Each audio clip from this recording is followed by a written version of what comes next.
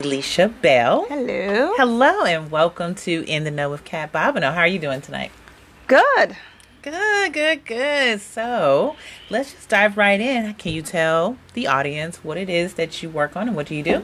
Sure, love to. So I am a product manager, and product managers are people who bridge technology and business together. So we define what's the latest feature, what do consumers like, what kind of feedback are we getting on our latest product. So I'm a product manager for a company called Braintree, who's owned by PayPal, and I work on a product called Venmo. So I'm hoping that most of you, especially young people, know about Venmo. It's a payment application where you can pay your friends and you can pay merchants. So if you're on Uber, Grubhub, you can also select Venmo as your default payment option. Well, as someone who definitely has Venmo, I think that Venmo is a great app. I use it all the time, especially with Uber and going out to eat. So I think that's awesome. Is your feed public? Yes. Yes, it is. We like that. Yes. I don't know. It's usually tacos and things like that. So, I mean, if that's what you're into, that's what and sometimes I dog sit for a friend of mine and I get paid through Venmo. So, there's all kinds of ways to do that. We call those use cases. Use case. Okay. See, Yes. I'm learning something new every day. But what got you into working at Venmo and doing product management? Yeah. So I came out of school during the .com boom. So we had a boom and we had a bust. But I came out during that era and was really excited about all the technology and startups that was in San Francisco. Okay. And I just really loved to be engaged hands-on with technology. So I was like, well, this is kind of what I should be doing. So I moved to San Francisco and through various companies and various roles, technology related, mostly ended up in product. And product is a good skill. So before this, I was a project manager. I was a business analyst. I was a technology manager. And then I went into product. So it's a great hybrid of kind of my past life and prior careers all come together. Awesome. So you mentioned school. Yes. What college did you go to and what did you get your degrees in? Yes. So I went to the University of Southern California, Trojans. Okay. And I majored in business and I minored in information systems, which is part of the computer science program. Mm-hmm. So I did some coding.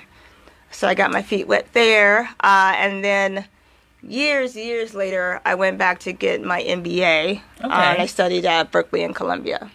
Okay. Oh, so how did it work going to two schools? Yeah, it's like the amazing program that no longer exists. So too bad if you missed it. Dang. It's a two for one. But essentially, we traveled across the country every other month between Berkeley and New York. Wow. To have that experience. So it was amazing. So are you now considered someone who has a dual MBA? One from Berkeley and one from Columbia? Yeah, it's kind of fun. Like I have literally two MBA certificates with my name on it from each school, and I can use whichever school I want when I please. Right. Whichever one gives me the most advantage. Right, and that makes sense. Sometimes that name of the school will give you East Coast, West Coast, tech, finance. Absolutely. Different networks. Okay, and so with your journey after getting your MBA, actually, let's retrack. What made you go back for your MBA? Yeah, so I started in banking, and I was there for 15 years. So I did my time there, but I also went through the financial collapse of 2009, which was pretty hard for everybody, essentially. And I knew I had to do something different. I wanted to get into a growing, innovative industry. And at the time, I knew significant layoffs. So I was like, it's just a matter of time. Right. Before my name is going to be on that pink slip. And so I went back to school and worked while working to get back in. And I think people give you a fresh new start when you have a new education or a new degree. People give you, I would say, more grace in what you could do next. Okay. And so definitely before my MBA, I was doing HR technology. which is great, but I didn't want to do HR anymore. Right. And so it gave me a good way to pivot back into money movement, which is kind of how I started my career, to get over there. And it just gave me a lot more options. Okay. And freedom. Yeah, so a lot of times when we talk about STEM, so that's science, tech, engineering, math. Yeah. One of the things that people are afraid of is the M. It's the mathematics. Yeah. But that's money. Please. Right. So, please. Right. How do you feel about that? How do you feel about math and money and studying that as a career? What's more important than math and money? I don't know. There's a term we learned in business school called HPM, and it's like high power money. And it's like money that moves markets. So, money is such a powerful tool. Right. If you have it and if you don't have it. It's Right. something that most of us in society, a capitalistic society that we live in, have to deal with. And so if you could think about ways with technology that you could power money, that you could move money. So, for example, my first project out of school was enabling online bill pay. Okay. And that was a big deal because people didn't want to let go of those checks and writing stamps. Right. And if you still do that today, stop. Stop. But, it takes a long time for people to kind of adopt new technology. Right. In that kind of way. So I think, math and money and technology is in everything that we do. Everything. And you can't avoid it. And it's not scary. I mean, people, how much you're getting paid every week. You do math all the time. Yes. All the time. Discount, 50% off. It's a Right. part of our everyday language. So, I want to demystify, what does finance mean? Right. These are topics that, anybody could really master some basic concepts. Absolutely, absolutely. And when I talk to students, even adults, about finance and math and credit and all that other stuff, like, it's very, very important to know what's going on in these fields and what's going on with your own money. Right. Where is your money going every month? Right. When I was in banking, we did a lot of studies about the user experience of credit. And credit is something that people really hold close to their heart. Mm-hmm. If you have poor credit, bad credit, it's very crippling. Yes. And so, part of understanding how credit works is kind of to separate kind of the emotional aspect of money and say, okay, like, how do I conquer this? Like, Right. how do I get a better score? And, like, how do we get there? But it is something that people take extremely personal. Right. And, part of that is, how do we get enough financial education so that we can evolve from that state? Right. And one of the things that I like to say is, we're trying to help you. So when we're asking you about your credit, or people in finance is asking about your credit, they're asking about your experience, your banking. It's not to shame you in what you're doing, but to help you and to help you grow in that field, right? And I don't know, it's one of those things that unfortunately you're pulling at it sometimes. I mean, if you are a person of color, you have good reason to be distrustful of. We know about subprime lending. We know about all the pyramid schemes and all the things that target us as people. So, I understand that it's definitely something to be protective about, but I think you can fight that with getting education, reading the fine print. Yes. Like, we have Google now. There's like no excuse really not to know. And that way you come in with your own armor. I think a lot of people are well-intentioned, but there are some that are malicious. So I think you do have to be able to kind of see what people are about. Oh, yeah, absolutely.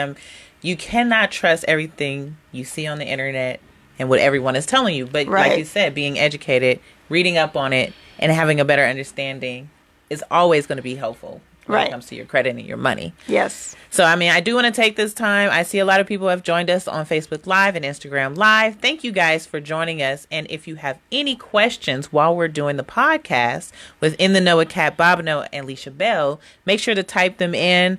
We can answer those questions while we're doing the podcast. And thank you, Tavari, for saying great job.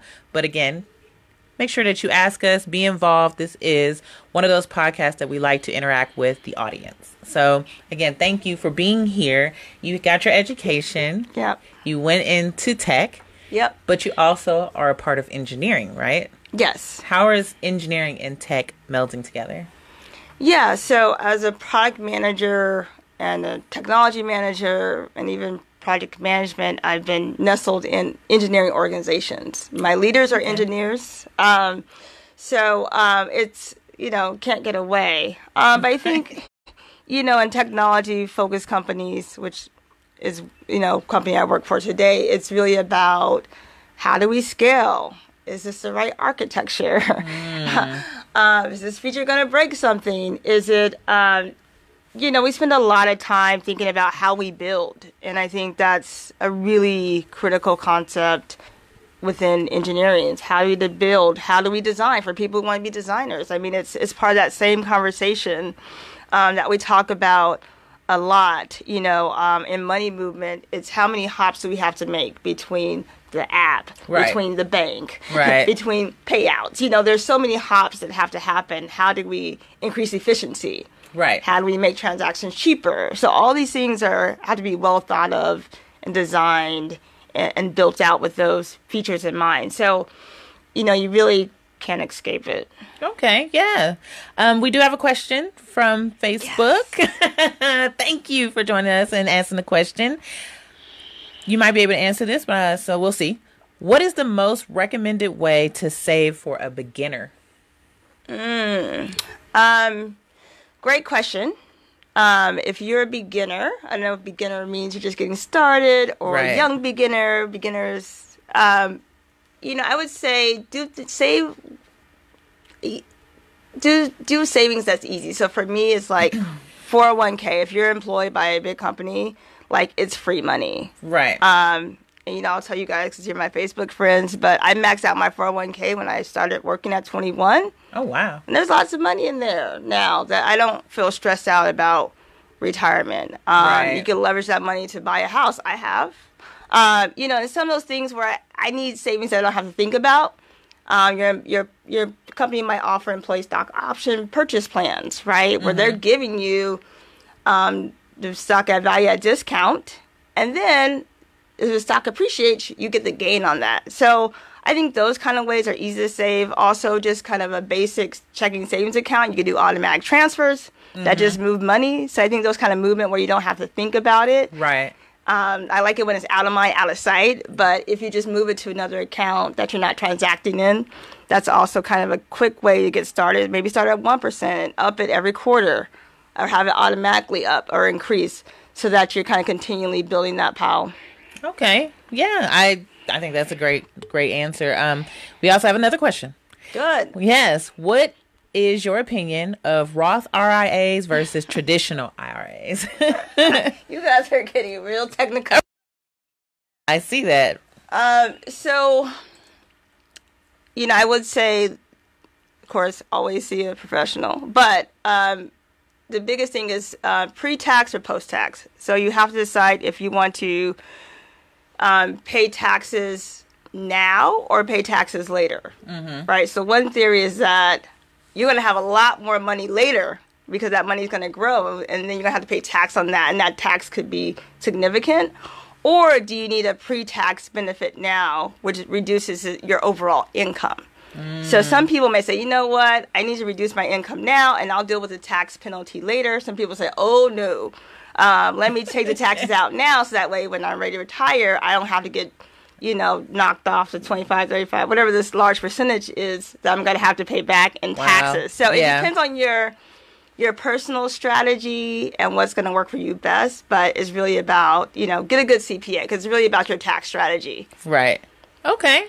Well, thank you guys again, everyone who is watching us on Facebook. Make sure you type in your question. We can answer it while we are having our discussion. So until we get another question, we'll go back to you and some of the work that you're doing. Yes. You're also in angel investing. I am. How did you get started? Well, first of all, can you explain to the audience what an angel investor is? Sure. So you may have heard of private equity. You might have heard of venture capital. Essentially, these are terms that are related to privately held companies. So if you're a public company like Starbucks, you can go to the stock exchange. You can see how they're trading. Right. They have a lot of public information available to you. If it's a private company, it's really hard to find out what's going on in that company. Right. So angel investing, we come in pretty early in the founding of a company. And we're angels, so we give you money to succeed. We hope you succeed. Right. You know, we want you to succeed. But it definitely is very risky. It's the most riskiest form of investing. Oh, wow. Because the failure rate is like 90%. And you hope for like one Uber. Right. Or one that's going to cover all your losses. But essentially, angel comes in. If you're doing a startup, there's typically a friends and family round. And then after that, angel comes in. And then after angel, you'll get more sophisticated Series A, B, C, D type of investors that will add to the table. So angel investing is usually between $50,000 and $250,000. Okay. So how did you get involved with that? Yeah. So as a Black woman in tech, it's pretty much just me. The whole time I've been in tech, it hasn't grown in terms of representation. You know, Black women, people of color are still less than the 1%. And so really, you know, it's like, how do we change that, right? Right. And there's a lot of reasons why people of color leave tech companies, because it's not a place for them. They don't feel included. They don't want to move to San Jose. You know, there's all these like barriers. And one way is entrepreneurship. And like, why don't we build and create our own companies and scale? And if you want to do that, you're going to need capital and access to capital to do that. So what organization I'm involved with, Pipeline Angels, does is we create capital for women, women of color, non-binary femmes who want to disrupt in this space and not getting access to funding. Right. And so that's a major challenge that we're trying to tackle. Wow. That is a major challenge. I hear time and time again doing this podcast or the show is people explaining how they can look across the room and they don't see anyone like them. You know, especially in the tech Very company. isolated. I mean, I don't have a sister circle at work. You know, and it's like sometimes I need to like go in the corner and vent. Right. Or just Absolutely. talk. And, you know, but we do have, I discovered in Slack, which is like an instant messenger tool on crack for those of you that don't work in this kind of environment. I've been on Slack. It can be overwhelming. It's overwhelming, but now we have a hashtag melanin channel that's kind of popping. It's like all the blacks got together from all the locations and essentially pop off in this channel. And it's like, you know, like the other day someone's like, I'm creating a new channel called hashtag bless because people need Jesus. And they created a new bless channel, you know. Okay. And it's just kind of fun the way that we are trying to find community at work in different ways, in different spaces. And so I really enjoy that because otherwise it's a very isolating, lonely place to be. Right. You know, and you're creating this so you're really online finding your circle instead of sitting and looking around or being able to walk around and find your circle. Yeah. Because of the limiting number of people of color and women of color in tech. And I know that's one of the things they claim in Silicon Valley that they're trying to change. Right. I haven't seen it, but they're claiming it. Not trying hard enough. Huh? Right.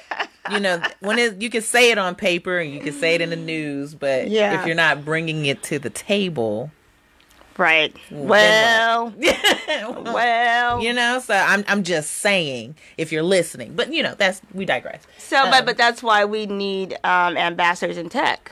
We need people to have an interest in this field. We need people to persevere. We need people to hire people who look like them. Mm-hmm. You know, those are ways that we change it. It's not that we don't have a pipeline. I was at Grace Hopper last week, which is a huge conference for women in tech, and there's a whole Black women in computer science group. There's hundreds of women gathered, right? It's like we exist. Like we are here. Right. We're doing it.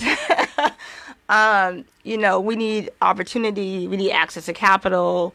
We need to thrive. And so how do we get that population to do that? Right. I was on a panel through UC Berkeley and their tech company, or not tech company, but they have a group that's for tech and business. And so, of course, I was the only Black woman on the panel. It was all women, but it was all white and me. And one of the questions from the audience is, how do we get representation? How do we step in front of the venture capitalists? And they're, you know, the white women are saying, just do it. Just go. I did it. And look at me. I'm great. And, you know, I had to say, well, that's not everybody. We can't walk into a room that is all white and first thing we're going to expect is to actually get funding.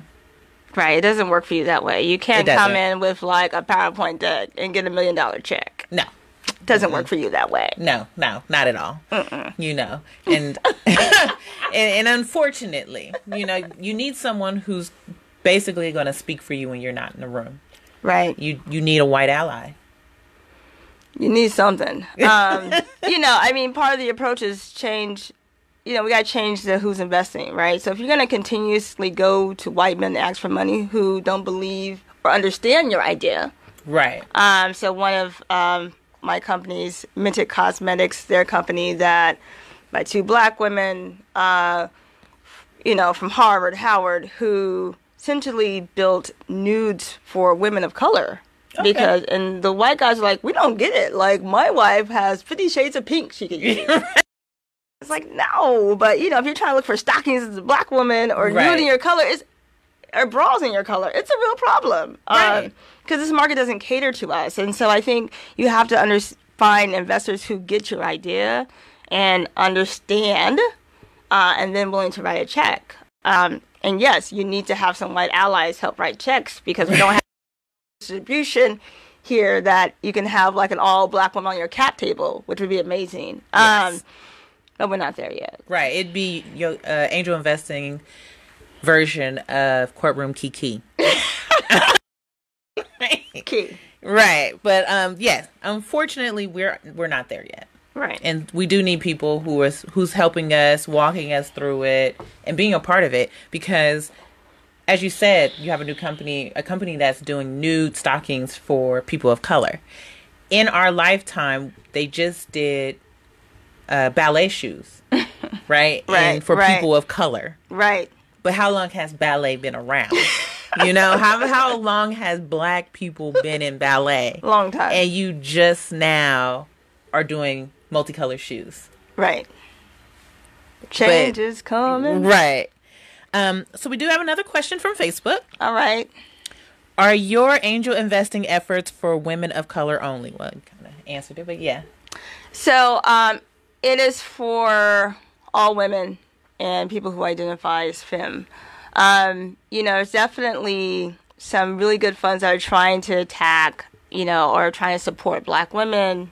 But I think we have yet to see a really powerful, well-funded black woman fund. I know Arlen Hamilton from Backstage Capital tried to do a $36 million raise.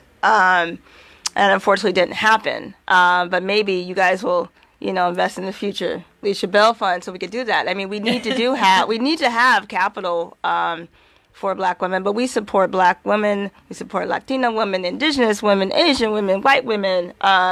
We support any women who's trying to be in this space. Okay. And is all the companies that you are investing in tech companies, or do you invest in companies outside of tech? Yeah, there's definitely companies outside of tech. We have like a food company that had an exit to Kellogg. I mean, so there's all kinds of different companies. There's lots of diversity in our portfolio. It's not just high tech based, for sure. So you know, one of my companies is a beauty company. One is a cannabis accessory company. You know, what is a cannabis accessory? I'm glad you asked. Yeah. So, the company's called Pocket Theory. It's by a black woman in LA, and what she does is have an accessory box to store your accessory. So it has a lock, so there's been complaints that people are getting into your stash. Right. You can lock it. It's like Bluetooth enabled. It's got the humidifier. It's got the temperature right. Oh, okay. So, you know, if that's your thing, you want to protect your asset. And it's a way to do that. And I think it's a great idea. She's in all the Posh shops now. You can probably find her box there. Nice. So, yeah, I mean, you can invest in all kinds of different things. Okay. That's cool. And I've never heard of that or thought of that, but that is a good idea. And okay. Yeah. So now that you're a part of angel investing, yes, and you're finding these different companies, yes, do you get a percentage? Do I get a cut? Yes, as an angel investor. So as an angel investor, you are using your money to get equity in the company. Oh, so that is your cut. Right. So if they make it, right, you get maybe it's 10x return, maybe it's 20x return on your investment. And that's how people make money in angel, is that their companies perform well and they get paid out. Either the company gets acquired or they go IPO, and they make the return back.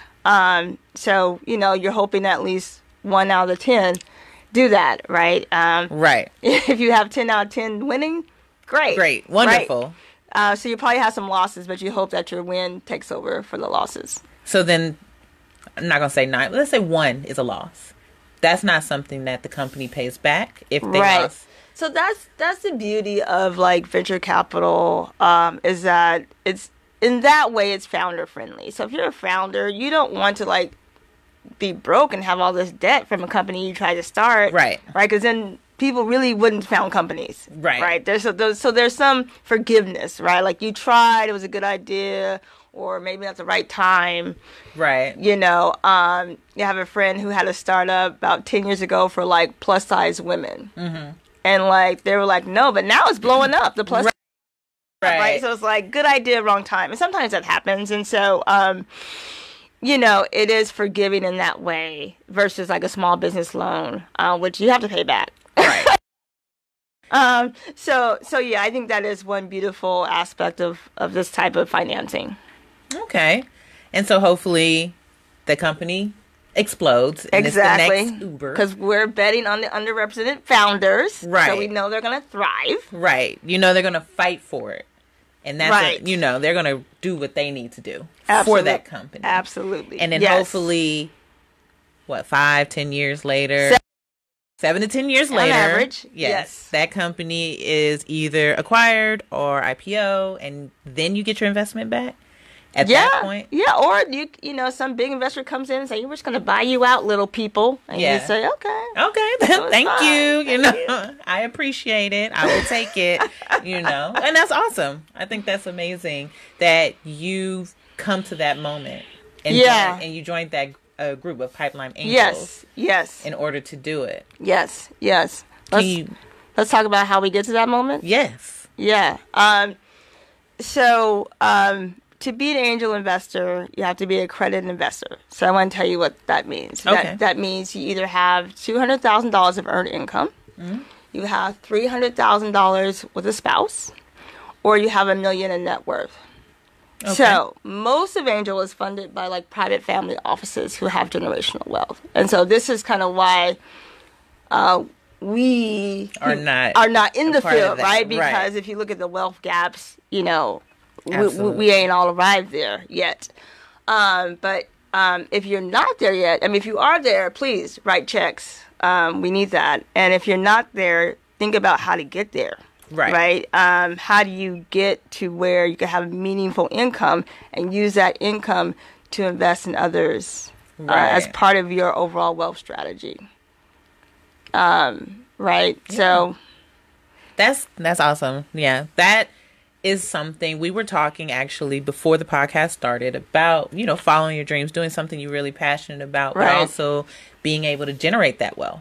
Right. And that's important. And some of the younger people, they're just jump right into it. They're like, this is what I can do. I see soap, I see shaving, but it's one of those things that one of the explanations that I was given that I thought was really good is you go into a store and you go down the bread aisle. There's 20 different types of bread, but that doesn't stop somebody from bringing out a new type of bread. Right. And you don't know. That might be the bread that everybody starts eating. But you don't have to reinvent the wheel. Right. You don't have to just be this phenom that is outside. It could be a great copycat idea. And it's like Uber and Lyft and other. It's fine. It works. There's space. Yeah. Provide competition. Right. I've heard Uber and Lyft. I don't remember the name, but there was one that was supposed to be women only, picking up women. Oh, okay. So that you feel comfortable. Carve out your niche. Right. You feel comfortable, especially if you're out with your friends being a little extra. And you don't want to be picked up by a man you don't know. Dirty old man. Right. And so now you're being picked up by a woman. Or there was one I heard similar to that, but it was for kids only. But now you're a vetted person. And you're picking up kids. Yep. I don't know what happened to those companies, but the kids company is still around. There's a few. Okay. One's called Kango. There's one in LA. They're trying to do it. Okay. Yeah. See, I know about it. I don't know their names, but I know that they were trying to do that. But it's not reinventing the wheel. It's carving out your niche in that wheel that's already there. Right, exactly. So I think that's really cool. I'm trying to do that, you guys. So I need you guys to help me support with that. Support is always key. Liking, sharing, listening, and just sending people my way. Like, one of the things I always say is, I know you know someone in STEM who might want to tell their story. Just send them my way. Right. That's what I want to do, is tell the story. Right. So, but back to you. I got off my pedestals and back to what you're doing. Where do you see the future for you when it comes to your day job as well as angel investing? Yeah. You know, now that I'm kind of mid-career, I'm a little bit older, wiser, have a child now. Life's a little different. So for me, it's about how do I create the most quality of life. Right. For me, that provides a meaningful, well-funded future for my child. Mm-hmm. But I don't kill myself in the process. Absolutely. Right. Absolutely. And so how to find that balance? You know, I think technology is a great industry, and there's a lot of opportunity in technology. Right. So I now feel like there's many options of things I could do in this space. You know, I don't have to be limited to one thing. There's like, right. I could do this, I could do that. You know, would love to have my own fund in the future. Okay. Would love to create capital, right? Because that's passion work, right? Right. And so it's like, how can I build myself to do that and help other people? Right. And harness my gifts. So, if I didn't have my passion, I wouldn't know my gifts. So, like, my gifts are connecting people. Okay. I'm a good fundraiser. I can raise funds on my own. You know, it's been proven, you know. Wow. You know, I actually know a lot about the space. Right. You know, I can be a helpful resource to people. Well, people pay for that, right? And so I think that's part of the conversation, right? Is that I don't want to have to work, you know, so many hours in a day and not spend quality time with my child, not spend time doing what I like to do, not seeing the world, you know, like kind of the freedom of life. Like, I want to enjoy that more, right, sooner than later. Well, absolutely. I mean, we all get one life to live. So carving out that space for yourself. Right. And making sure that what you're doing is making you happy. Right. And it's not toil. Now I'm too old to even enjoy everything I worked for, but enjoying it now. Right. And being a part of it right now. Exactly. Yes. So what are you doing right now? Besides working. And my side? Yes. Oh, yeah, Facebook, this is sad. Yeah, so I am a mother. That takes up a lot of time. Good time. I spend a lot of time with my daughter and, like, you know, dreaming about what her future could be. Right? That's also, like, a motivating factor for me. You know, I'm a person who tries to do different things. So 1 month I was going to be a professor and I was going to start teaching. And I took this whole class, I did this training with community colleges because I'm really passionate about community college education and how we have a pipeline for STEM. Right. And that's where a lot of marginalized people are. Right. In community colleges. And so how do we get that? The next week, I was going to start my own salt curation business because I love making herb salts, and my herbal garden is growing nicely. And that's like when I exit IPO something, I could just have a little salt company and ship that along. So, you know, I'm still trying to work on carving some more time. Oh, I get that. I will say, though, you know, we talked about doing your business at the right time. Right. And I think that a salt business right now is great because how many seasoning companies has organic seasoning companies are blowing up. Yes. Flavored. Right. I have seen so many people now creating their own spices or their own sauces or their own something. And like, because it's online, like we have an online presence, it's so easy. It's much easier, I should say, to get it out there. Right. And do it. Right. I mean, I'd buy it. I'm just saying. Okay. You know, yeah. All right. I'm just throwing that out there for you. I appreciate it. Right. But how do you, I know this is a question that some people might even ask, but how do you incorporate family time with Yeah. work time and angel investing? Yeah, it's definitely the struggle is real. I am a single parent, so 100% on me all the time. So, I mean, it's really about having the right support system. Right. And so I need a lot of help. I mean, if you a nanny, give me a call. Right. You know, like I need help all the time. And I myself, and not just because I'm out doing things. I just need time to think, or I might need time to sleep, or, you know, I just might need a little me time, right? So if that's, you know, a nanny, live-in nanny, or whether it's calling my mama up, right. you know, go play with your grandparents. Right. You know, I think that time is like valuable and important. Absolutely. You know, as well as carving in time to do quality time with your child, because that is time that, you know, you don't get back. So, you know, she knows that mommy goes to work. Mm-hmm. That's a part of her regular vocabulary. Right. You know, and I'm hustling. I have a goal for her. I want her, you know, by the time she's 18 to be a millionaire, which means that her college is paid off and she inherits property. Right. And she doesn't have to have some of the stresses that I had to have. Right. And so, you know, it's a hard sacrifice that I have to make now so that she can have the life. That life by 18. Yeah. College is paid for. You have money in the bank. You have property. You don't have to work and like stress about this next tuition bill. Right. Who's going to pay it? But having an understanding about paying for college. I had an unfortunate moment where I was speaking with students at a particular high school in Oakland. Yeah. And they were seniors. And this is January. And some of them thought all they had to do was fill out FAFSA and they got free money. Po thing. I was like, no. Who told you that? That's not true. Bless your soul. Yes. And this is January. And you're going to graduate in a few months. And this is what you're thinking. Yeah. So I know they're starting to do more financial literacy teaching. They're trying to bring it into the schools. Yeah. I mean, most kids don't know about credit, and you know, getting credit in college is a huge moneymaker for credit card businesses. Right. In case you didn't know. Absolutely. They get you young, right? And so, you know, just charging up stuff. I was like, whoa, this is fun. Right, not having the understanding of, one, you got to pay that money back. Correct. Two, the interest rates were ridiculous. Because you're 18. And you have no job and no real money. Right. And they're like, just put your student loan as income. Okay. And you get a t-shirt. Like, all that for a t-shirt. Right. All that debt. All that debt for a t-shirt. Yes. Because, unfortunately, at that point, I got to tell people, as soon as you hit 18, you're going to start getting mail.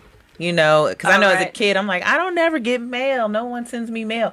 18, you don't get mail. You will get it. Right. And then you go to college. They're right there with their booths. Come on over. Right. Sign up. You know, come to my bank. Right. Unfortunately. But no one's talking to you about what's going to happen. Right. The consequence of that. The consequence of having a credit card. And then even when I used to do credit help with my clients, how many credit cards do you have? Right. I had a grown person with 20 credit cards. It's a lot.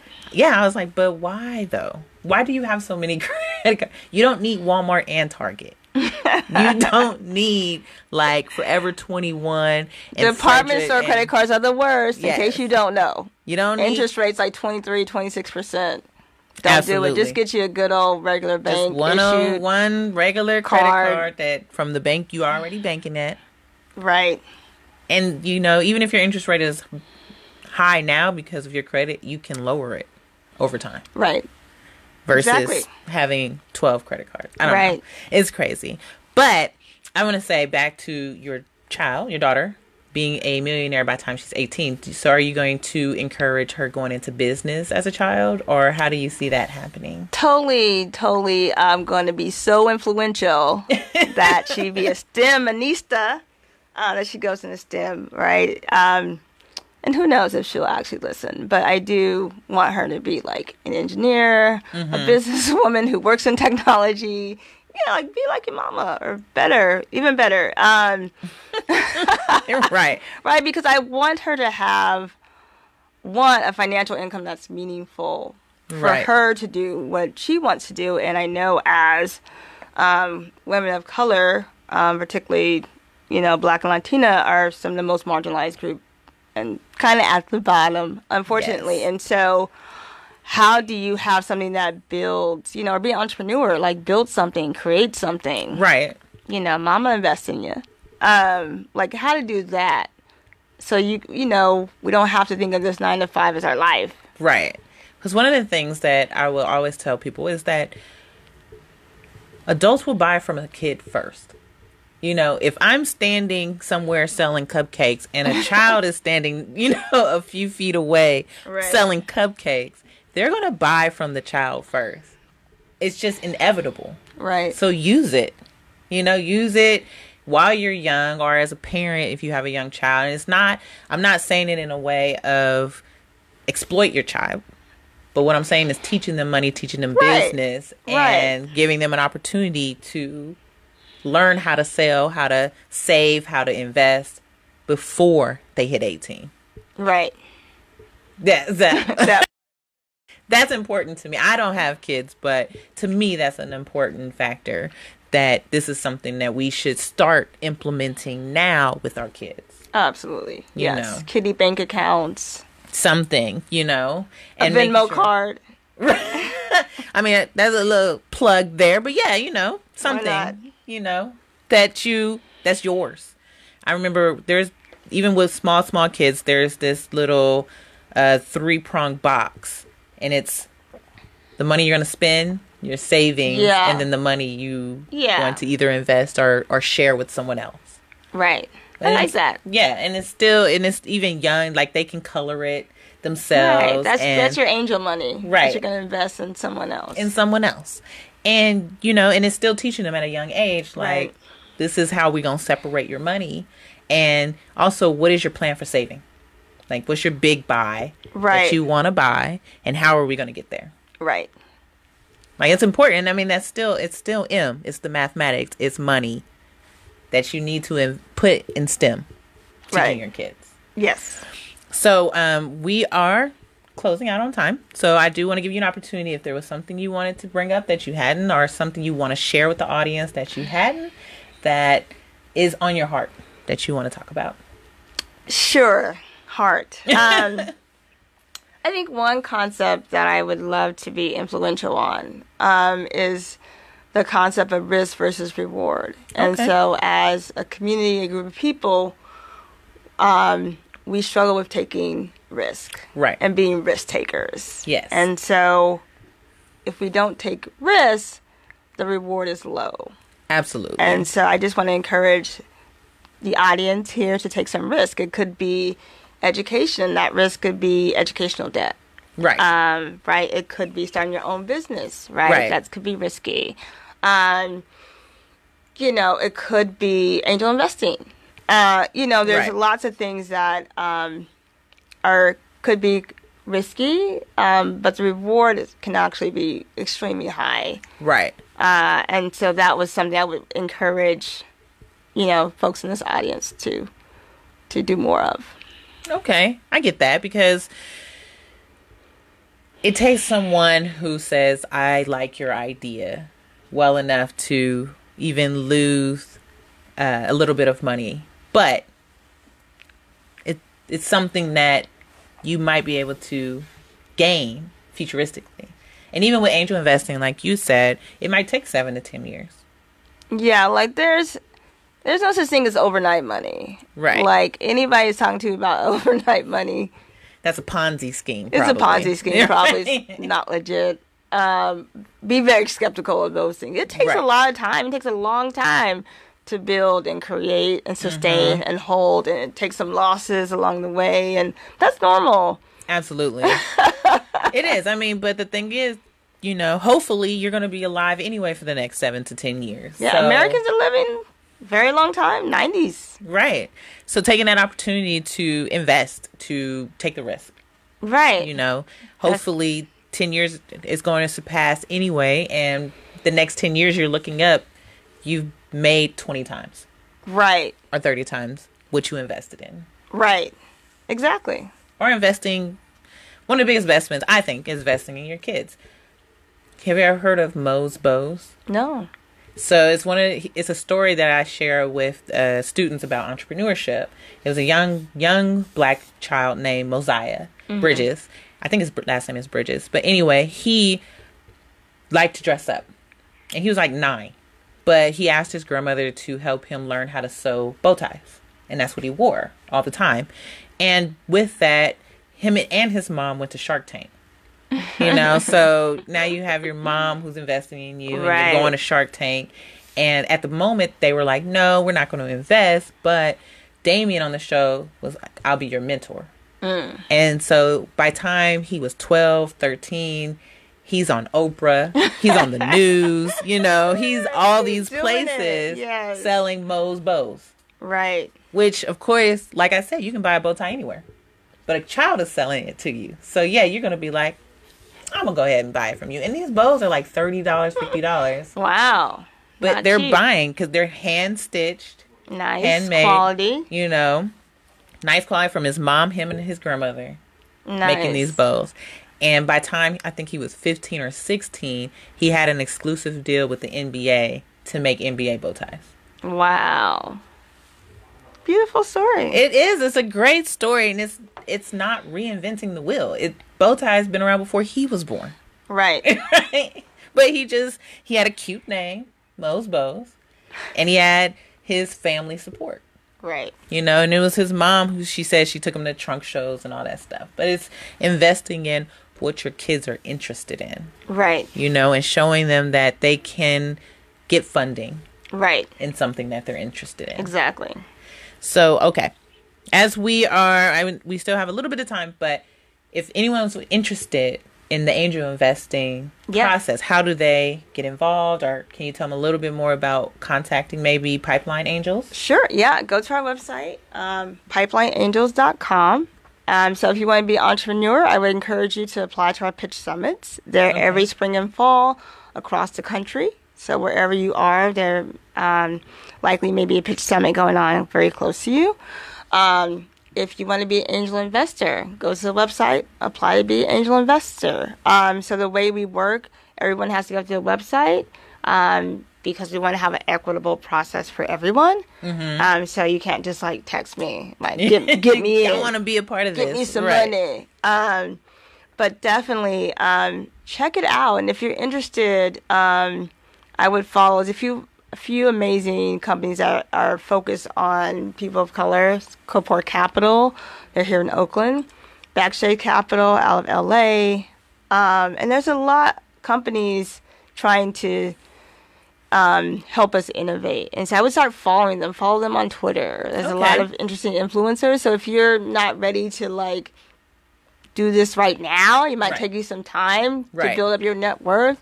To do that, start getting interested in this space and learning about these deals, these latest exits, learning about how people are building companies. I think that's a good way to get comfortable with it. Right. And so let's say if someone they feel like it's a great idea for a business, but they've never taken a business class or MBA. Do you suggest taking those classes or following someone and getting information online about doing your business that way?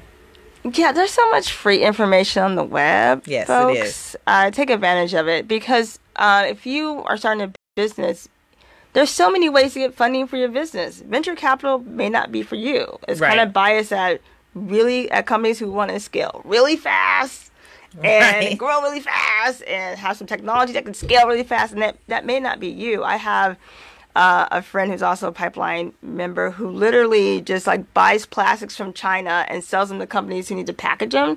And she makes a killing. She has a warehouse, 5 dudes, just orders online from her living room. And makes really good money doing that. So I am in the wrong business. There's so many creative ways to do this. And how to, you may just want to, some companies you could just bootstrap. You could do it yourself. Yeah. So I would just look at that and look at all your opportunities and what work best for your business model. Okay. And if people want to get in touch with you. Yes. What's a good way to get in touch with you? Yes. I'm on Twitter at Bellism. It's 3 L's. So it's BELLLISM. On the gram, Lisha.Bell. on LinkedIn, Lisha Bell. So I'm pretty easy to find. I think LinkedIn is pretty active, so you can follow me. It's probably the best way to keep in touch on what's going on. All right. And any last words that you might want to share with the audience? Thank you, and thank you for supporting Kat here. She's been talking about particularly women of color in STEM for a long time. And so continue to support the work that you do. Thank you. And I want to thank everyone who joined us via Facebook and Instagram Live tonight. The video is always going to be up so you can watch it. We're also going to make sure that the podcast gets put out. It'll be put out probably in another 2 months because I have a backlog. But I did it purposely so I can always have stuff in the can.